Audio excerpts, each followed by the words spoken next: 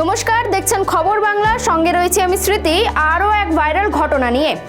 সম্প্রতি আমরা প্রায়ই আকাশের মধ্যে অনেক কিছুই দেখতে পাই, যেমন বজ্রপাত, তুষারপাত, কিন্তু তার মধ্যেও অন্যতম হলো উল্কাপাত। ঠিক তেমনই অন্ধকার ভেদ করে নীরব আলো ছড়ালো রাতের আকাশে। স্পেন এবং পর্তুগালের আকাশে দেখা গেল এই দৃশ্য। সোশ্যাল মিডিয়ায় সেই ভিডিও ছড়িয়ে পড়েছে ইতিমধ্যে, যাতে আকাশের এক প্রান্ত থেকে অন্য প্রান্ত জ্বলন্ত অবস্থায় ছুটে যেতে দেখা গিয়েছে একটি নীল রঙের অগ্নিপিণ্ডকে।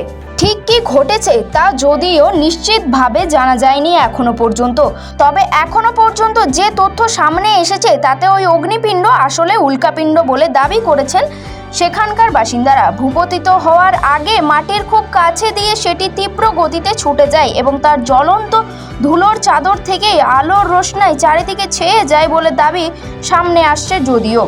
তবে এই নিয়ে এখনও বিজ্ঞানীদের কাছ থেকে শিলমোহর পাওয়া যায়নি। স্পেনের আকাশে এই ভিডিওটি পোস্ট করেছেন একজন সোশ্যাল মিডিয়া ব্যবহারকারী, যাতে মাথার ওপর দিয়ে অগ্নিপিণ্ড ছুটে যাওয়ার সময় নাচতে দেখা গিয়েছে এক মহিলাকে।